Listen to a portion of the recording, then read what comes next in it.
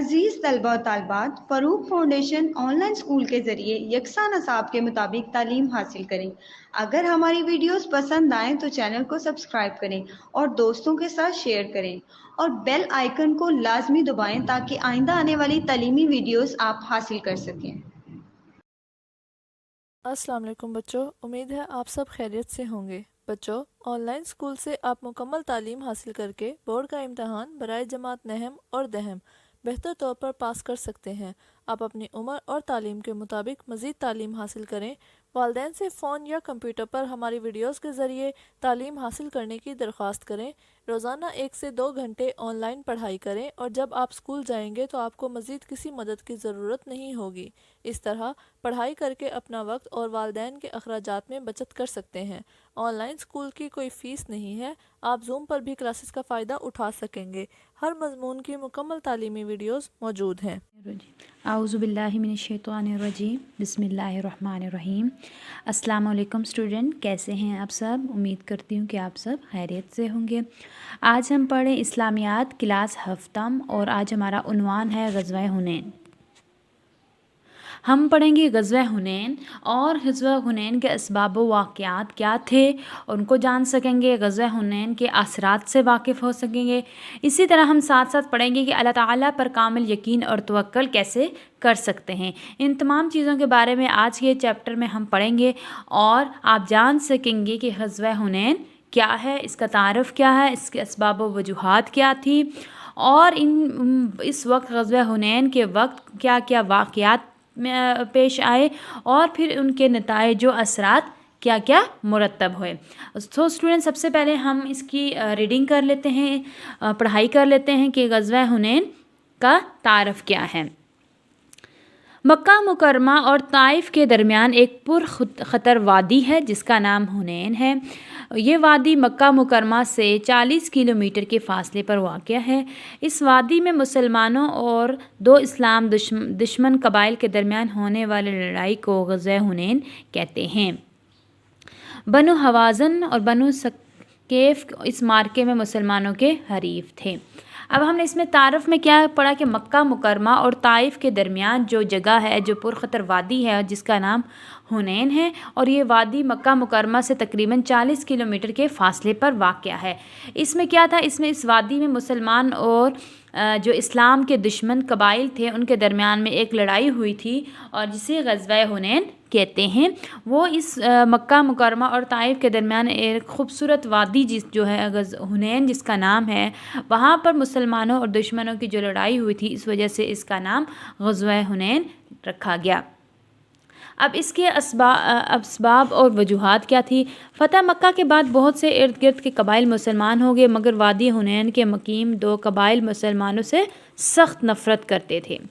ان کو مسلمانوں کا غلبہ پسند نہیں تھا، چنانچہ ان 2 قبائل نے چند اور قبائل کو اپنے ساتھ ملا کر مسلمانوں کے خلاف جنگ کی تیاری کی۔ بنو حوازن کے سردار مالک بن عوف نے مردوں کے ساتھ تمام عورتوں اور بچوں کو بھی ساتھ لے لیا، یہاں تک کہ تمام گھر کا سامان اور جانور بھی، تاکہ لوگ بہادری سے لڑیں اور میدان سے بھاگ نہ سکیں۔ مسلمان بھی 6 شوال 8 ہجری کو بنو حوازن اور ان کے اتحادیوں سے جنگ کے لیے مکہ مکرمہ سے آپ صلی اللہ علیہ وسلم کی قیادت میں روانہ ہوئے۔ آپ صلی اللہ علیہ وسلم کے پاس 12,000 کا لشکر تھا، ان میں سے 10,000 صحابہ رضی اللہ تعالیٰ عنہم مدینہ سے آپ صلی اللہ علیہ وسلم کی ساتھ لے آئے تھے اور 2,000 مکہ مکرمہ سے تھے جن میں زیادہ تر نو مسلم تھے۔ اب لشکر کی تعداد، سامان کی فراوانی اور جنگ سامان سے چند مسلمانوں کے دلوں میں فخر ڈال دیا اور یہ کہنے لگے کہ آج تو ہمیں کوئی نہیں روک سکتا اور نہ شکست دے سکتا ہے۔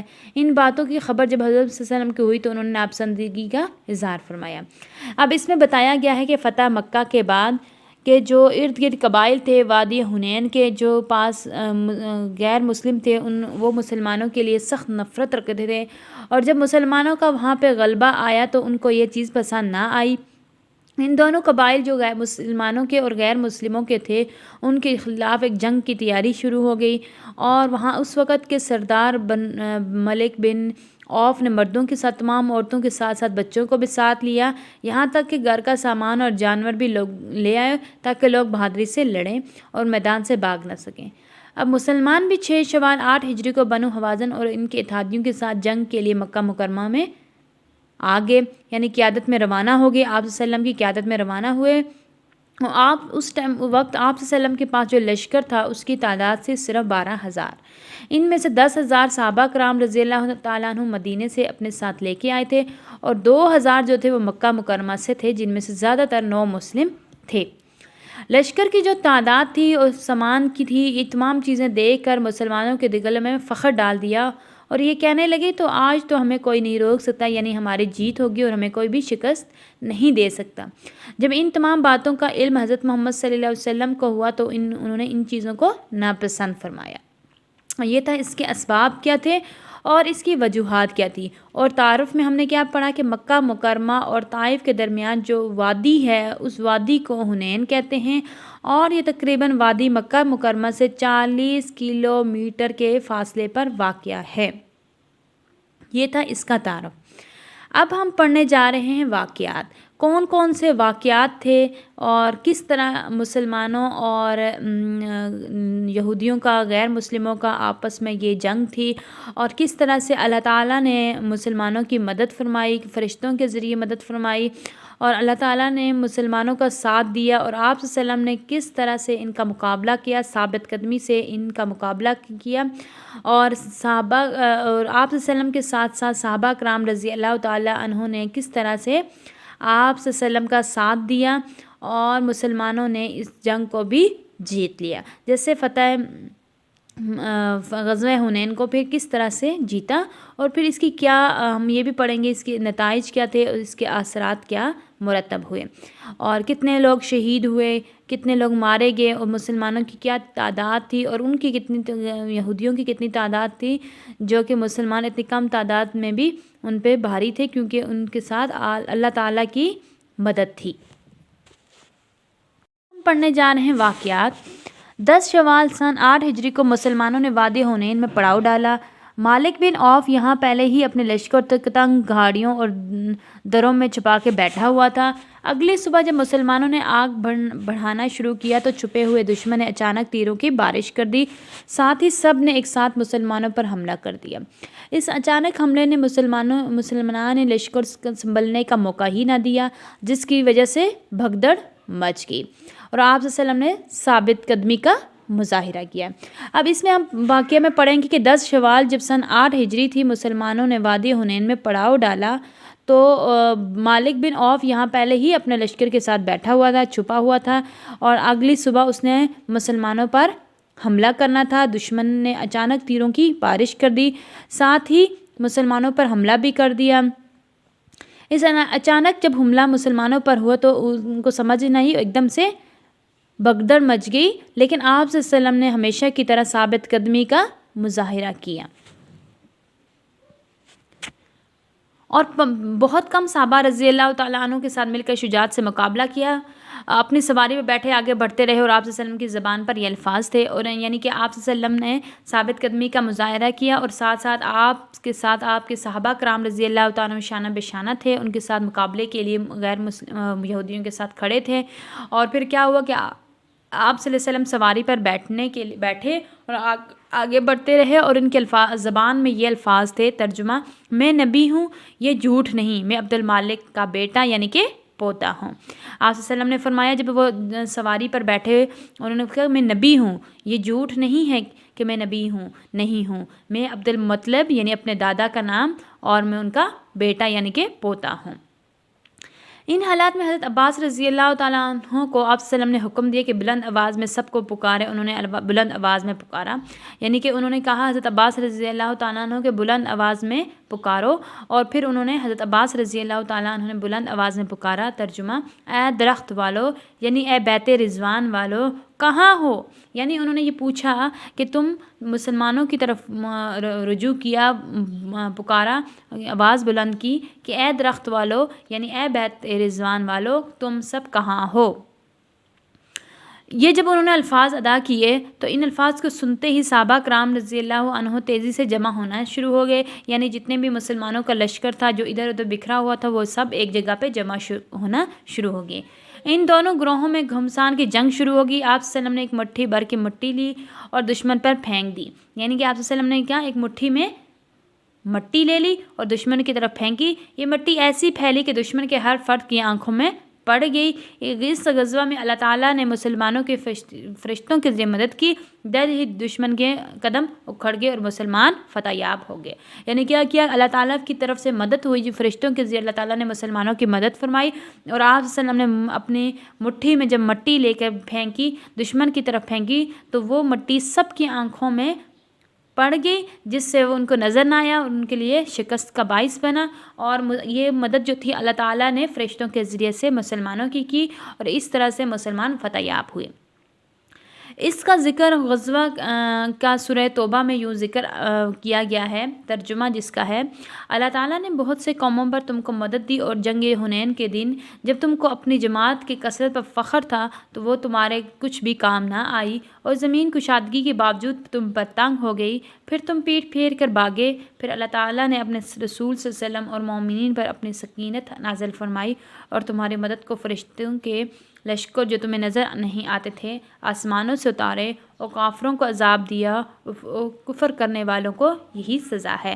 یعنی اس آیت میں کہا گیا ہے کہ اللہ تعالیٰ نے بہت سے موقعوں پر تم کو مدد دی ہے، اور جنگ حنین کے دن جب تم کو اپنی جماعت کی کثرت پر فخر تھا، یعنی اپنی تعداد پر بہت زیادہ فخر تھا کہ ہم بہت زیادہ ہیں، ان کو اس چیز پر فخر تھا کہ ہمیں کوئی بھی شکست نہیں دے سکتا، تو اللہ تعالیٰ نے کیا کیا، اپنے رسول صلی اللہ علیہ وسلم کی اپنے فرشتوں کے ذریعے سے مدد فرمائی، اور تمہاری مدد کو فرشتوں کے لشکر جو تمہیں نظر نہیں آتے تھے، یعنی کہ اللہ تعالیٰ نے ایسی مدد فرمائی کہ تمہیں نظر تو نہیں آ رہا تھا، لیکن اللہ تعالیٰ نے تمہاری فرشتوں کے ذریعے سے مدد فرمائی، آسمانوں سے اتارا اور کافروں کو عذاب دیا، اور یعنی کہ کفر کرنے والوں کو یہی سزا ہوتی ہے۔ اس میں یہی بتایا گیا ہے کہ اللہ تعالیٰ نے مسلمانوں کی جو مدد کی تھی وہ فرشتوں کے ذریعے کی تھی، اور جو یہودی تھے، دشمن تھے مسلمانوں کے، ان کو اس چیز پہ بہت فخر تھا کہ ہماری تعداد بہت زیادہ ہے، ہم کثرت سے جیت جائیں گے، کثرت ہونے کی وجہ سے ہماری جیت ہوگی، ہم ہاریں گے نہیں۔ لیکن اللہ تعالیٰ کی مدد مسلمانوں کے ساتھ ہی آپ صلی اللہ علیہ وسلم نے مسلمانوں کو ثابت قدم اور رہنے کی تلقین فرمائی، اور فرمایا کہ ہم انشاءاللہ یہ جنگ جیتیں گے، اور اسی طرح سے اللہ تعالیٰ کی مدد سے، آپ صلی اللہ علیہ وسلم کی مدد سے یہ جنگ ہم لوگوں نے مسلمانوں نے جیتی۔ اب اس باکس کے اندر ہے غزوہ، اس کو ہم پڑھ لیتے ہیں۔ صلح حدیبیہ کے موقع پر تمام صحابہ کرام رضی اللہ تعالیٰ عنہم نے آپ صلی اللہ علیہ وسلم کے ہاتھ میں جو بیعت کی تھی اسے بیعت رضوان کہا جاتا ہے، کیونکہ یہ درخت کے نیچے ہوئی تھی اس لیے ان لوگوں کو اصحاب شجرہ کہا جاتا ہے۔ یعنی کہ جو بیعت کی گئی تھی وہ بیعت رضوان کے نام سے مشہور ہے، کیونکہ یہ ایک درخت کے نیچے ہوئی تھی اس لیے ان لوگوں کو اصحاب شجرہ بھی کہا جاتا ہے۔ یہ ہم نے پڑھا ہے کہ کیوں اسے بیعت رضوان کہا جاتا ہے، اور حضرت عباس رضی اللہ عنہ نے جیسے کہا تھا کہ اے درخت والو، اے بیعت رضوان والو کہاں ہو، تو یہ ایک درخت کے نیچے سے بیعت ہوئی تھی اس لیے اسے بیعت رضوان بھی کہا جاتا ہے۔ پڑھیں گے اس کے نتائج و اثرات کیا تھے۔ اس غزوہ میں دشمن کے 70 آدمی مارے گئے، 4 مسلمان شہید ہوئے اور بہت سے کفار قیدی ہوئے، بہت سا مال غنیمت مسلمانوں کے ہاتھ لگا۔ بعد ازاں آپ صلی اللہ علیہ وسلم نے قیدیوں کے ساتھ حسن سلوک کیا اور سب کو معاف کر کے رہا کر دیا۔ اس حسن سلوک کی وجہ سے بہت سے لوگوں نے اسلام قبول کر لیا۔ اس غزوہ میں چند مسلمانوں سے یہ غلطی ہوئی تھی کہ انہوں نے ظاہری مال و اسباب کو دیکھ کر خود پسندی میں فخر کیا۔ اب تو ان کو کوئی بھی شکست نہیں دے سکتا، کیونکہ ان کی تعداد بھی زیادہ تھی اور سامان جنگ بھی، مگر اس وجہ سے شروع میں ہی دشمن کے اچانک وار نے ان کے پاؤں کھیر دیے، جس سے یہ سبق ملتا ہے کہ کامیابی صرف اللہ تعالیٰ کی طرف سے ہوتی ہے۔ اللہ تعالیٰ پہ مکمل یقین ہونا چاہیے، بے جا فخر و غرور سے بچنا چاہیے، اور اطاعت رسول صلی اللہ علیہ وسلم میں رب کی رضا سمجھنی چاہیے۔ اب اس کے اثرات کیا تھے کہ اس غزوہ میں دشمن کے 70 آدمی مارے گئے، 4 مسلمان بھی شہید ہوئے تھے، اور بہت سارے کفار جو تھے وہ قید بھی ہوئے تھے۔ بہت سا مال غنیمت کے مسلمانوں کو ہاتھ لگا تھا، یعنی کہ مسلمانوں کے قبضے میں آ گیا تھا، اور لیکن بعد میں آپ صلی اللہ علیہ وسلم نے قیدیوں کے ساتھ حسن سلوک کیا، ان سب کو معاف کر دیا، اور ان سب قیدی جو تھے جو قید کیے تھے ان سب کو معاف کر دیا، اور ان سے حسن سلوک سے پیش ہے۔ اسی وجہ سے بہت سے لوگوں نے اسلام قبول کر لیا۔ لیکن ساتھ ساتھ ہم یہ بھی پڑھیں گے کہ اس وقت مسلمانوں سے بھی یہ غلطی ہوئی تھی کہ انہوں نے اپنا زیادہ مال دے کر ظاہری و اسباب جو مال و اسباب تھا اس کو دے کر فخر محسوس کیا کہ ان کو کوئی بھی شکست نہیں دے سکتا، ان کی تعداد بہت زیادہ ہے اور سامان جنگ میں بھی ہے۔ تو اس وجہ سے جب مسلمانوں کو یہ فخر مغرور ہوا تو اس وجہ سے بھی ان کو تھوڑی سی مشکلات کا سامنا کرنا پڑا، جس سے ہمیں یہ سبق ملتا ہے کہ کامیابی صرف اللہ تعالیٰ کی طرف سے ہوتی ہے، اس پر مکمل یقین ہونا چاہیے۔ بے جا فخر غرور یعنی نہیں کرنا چاہیے، اور اللہ تعالیٰ کی رضا میں خوش ہونا چاہیے، اور اطاعت رسول صلی اللہ علیہ وسلم میں ہی رب کی رضا سمجھنی چاہیے، اور اللہ تعالیٰ کے بتائے ہوئے جو طریقے ہیں، اصول ہیں، ان پر چلنا چاہیے، نبی صلی اللہ علیہ وسلم کی زندگی پر چلنا چاہیے۔ ہمیں ان چیزوں سے غرور نہیں کرنا چاہیے، جو چیزیں اللہ تعالیٰ کو ناپسند ہیں ان سے ہمیں خود کو دور رکھنا چاہیے۔ تو اس سے ہمیں یہ سبق ملتا ہے کہ غزوہ حنین ایک وادی کا نام ہے جو مکہ مکرمہ اور طوائف کے درمیان میں موجود تھی، اور وادی مکہ مکرمہ سے تقریباً 40 کلومیٹر کے فاصلے پر تھی۔ وہاں پہ مسلمانوں اور اسلام دشمن قبائل کے درمیان ایک لڑائی ہوئی تھی جسے غزوہ حنین کہتے ہیں۔ پھر اس کے یہ بھی اسباب وجوہات تھے کہ تمام جو لوگ تھے وہ ایک جگہ پہ جمع ہونا شروع ہو گئے تھے، مسلمان بھی جمع ہوئے جن میں ان کی تعداد 12,000 تھی، 2,000 جو تھے وہ ساتھ لے کے آئے تھے اور آپ صلی اللہ علیہ وسلم، اور باقی جو تھے 10,000 وہ صحابہ کرام رضی اللہ تعالیٰ عنہ اپنے ساتھ لے کے آئے تھے۔ اس طرح ان کے پاس وافر مقدار میں سامان جنگ بھی تھا، تمام چیزیں بھی تھی۔ دوسری طرف دشمنوں نے یہ تمام چیزیں دیکھی اور پھر ایک دوسرے پر حملہ کرتے رہے، ساتھ ساتھ پھر اللہ تعالیٰ نبی کریم صلی اللہ علیہ وسلم نے بہت ثابت قدمی سے کا مظاہرہ کیا، اور صحابہ آپ صلی اللہ علیہ وسلم کے ساتھ ساتھ صحابہ کرام رضی اللہ تعالیٰ عنہ نے ہر طرح سے آپ صلی اللہ علیہ وسلم کے ساتھ مل کر غیر مسلموں کے ساتھ مل کر مقابلہ کرنے کی ٹھان لی، اور آپ صلی اللہ علیہ وسلم نے بھی مختلف جگہ پر فرمایا کہ میں نبی ہوں، یہ جھوٹ نہیں، اور میں عبد المطلب کا پوتا ہوں۔ اور ایک جگہ پھر آپ حضرت عباس رضی اللہ تعالیٰ عنہ کو بلند آواز میں پکارنے سے کہا کہ بیت والوں کو پوچھو کہ وہ کہاں ہیں، جس پر حضرت عباس رضی اللہ تعالیٰ نے کہا کہ پکارا کہ اے درخت والوں یعنی اے بیت رضوان والوں تم سب کہاں ہو۔ یہ سن کر جب جتنے بھی مسلمان تھے وہ ایک جگہ پر جمع ہو گئے۔ جب جمع ہو گئے تو آپ صلی اللہ علیہ وسلم نے اپنے مٹھی میں مٹی لے کے دشمن کی طرف پھینک کی، اور وہ سب دشمنوں کی آنکھوں میں پڑ گئی اور وہ دیکھنے کی سکت نہ حاصل کر سکے، جس سے ان کی وہ شکست ہوگی ان کو، اور مسلمانوں کو فتح یاب ہوئی۔ پھر اللہ تعالیٰ نے ان کے بارے میں توبہ میں بھی فرمایا تھا جو ہم نے پڑھا ہے۔ اس سے ہمیں یہ سبق ملتا ہے کہ ہم اس کے نتائج و اثرات بھی تھے۔ ایک غزوہ میں دشمن کے 70 آدمی مارے گئے تھے، یعنی کہ جو مسلمان تھے وہ بھی شہید ہوئے تھے 4، اور پھر بہت سارے قید بھی ہوئے تھے، لیکن بعد میں اللہ تعالیٰ آپ صلی اللہ علیہ وسلم نے ان سب کو معاف کر دیا تھا، قیدیوں کو معاف کر دیا تھا، ان سے حسن سلوک سے پیش آنے کا کہا تھا، اور اسی وجہ سے بہت سارے لوگوں نے غیر مسلموں نے آپ صلی اللہ علیہ وسلم کا یہ حسن سلوک دیکھ کر اسلام قبول کیا۔ تو سب سے جو امپورٹنٹ چیز تھی وہ یہی تھی کہ جب آپ غیر مسلم بھی آپ صلی اللہ علیہ وسلم کا حسن اخلاق حسن سلوک دیکھتے تھے تو وہ اسلام قبول کر دیتے تھے، جو کہ مسلمانوں کے لیے بہت بڑی کامیابی ہوتی تھی کہ وہ اسلام کی اشاعت کرتے رہیں اور اسلام کو دور دور تک پھیلائیں۔ اور اسلام کی اشاعت کے ساتھ ساتھ جب مسلمان اللہ تعالیٰ اور اس کے رسول صلی اللہ علیہ وسلم کے احکامات پر عمل کرتے ہیں، ان کے بتائے ہوئے طریقوں اور راستوں پر چلتے ہیں، تو بہت ساری جو مسلمانوں کو ایک دلی سکون ملتا ہے، کیونکہ اللہ تعالیٰ کی اطاعت میں ہی ہمیں راضی ہونا چاہیے۔ جو اللہ تعالیٰ نے احکامات بتائے ہیں ان پر عمل کرنا چاہیے۔ ہمارے نبی کریم صلی اللہ علیہ وسلم نے ہمارے صحابہ کرام رضی اللہ تعالیٰ عنہ انہی چیزوں پر عمل کیا، اور ہمیں مسلمانوں کو بھی نماز، روزہ، زکوٰۃ، حج اور آپ صلی اللہ علیہ وسلم کی اطاعت پر چلنے کی تلقین فرمائی۔ سو ہمیں بھی ان چیزوں پر عمل کر کے آگے بڑھنا چاہیے۔ یہ تھا غزوہ حنین۔ غزوہ حنین کے بارے میں آج ہم نے سب سے پہلے اس کا تعارف پڑھا کہ اس کے تعارف میں کیا ہے، اس کے پھر اسباب کیا تھے اور ان اسباب کی وجوہات کیا تھی، اور کیا کیا واقعات پیش آئے تھے، اور مختلف جگہ پر آپ صلی اللہ علیہ وسلم نے کیا فرمایا تھا۔ قرآن مجید میں غزوہ حنین کے بارے میں سورۃ توبہ میں کیا فرمایا گیا ہے، کس طرح فرمایا گیا ہے، کس طرف تلقین کی گئی ہے، وہ ہم نے پڑھا ہے۔ پھر ہم نے ساتھ ساتھ پڑھا ہے کہ اس کے نتائج کیا تھے، پھر اس کے اثرات کیا تھے، مسلمانوں کے لیے اس کے نتائج کیا اخذ ہوئے اور غیر مسلموں کے لیے یعنی دشمن قبائل جو تھے ان کے لیے اس میں کیا سبق تھا۔ ان تمام چیزوں کو ہم نے پڑھا ہے، اور جو کہ غزوہ حنین اسلامی تاریخ میں ایک بہت اہمیت کے حامل ہے، اور اس کو غزوہ حنین کے جو اثرات تھے وہ کیا مرتب ہوئے، اور اللہ تعالیٰ پر مکمل یقین اور توکل کیسے کر سکتے ہیں۔ اللہ تعالیٰ پر ہی ہم کامل یقین اور توکل کر کے ہی دنیا اور آخرت دونوں میں کامیاب ہو سکتے ہیں۔ یہ وہ تمام چیزیں ہیں جو ہمیں اسلامی تاریخ سے جوڑے رکھتی ہیں، اور ہمیں بتاتی ہیں کہ اسلامی تاریخ میں ہمارے صحابہ کرام رضی اللہ تعالیٰ عنہ کا، ہمارے نبی کریم حضرت محمد صلی اللہ علیہ وسلم کا کیا خدمات تھی، کیا رول تھا، کس طرح سے انہوں نے مشکلات کو بھی کا سامنا بھی کیا، اور انہوں نے کس طرح مشکلات کا سامنا کرتے ہوئے مختلف جنگوں میں کامیابی حاصل کی، کیونکہ انہیں اللہ تعالیٰ پر مکمل یقین تھا، کامل یقین تھا اور توکل تھا کہ ہم انشاءاللہ ایک دن اس جنگ کو جیت لیں گے۔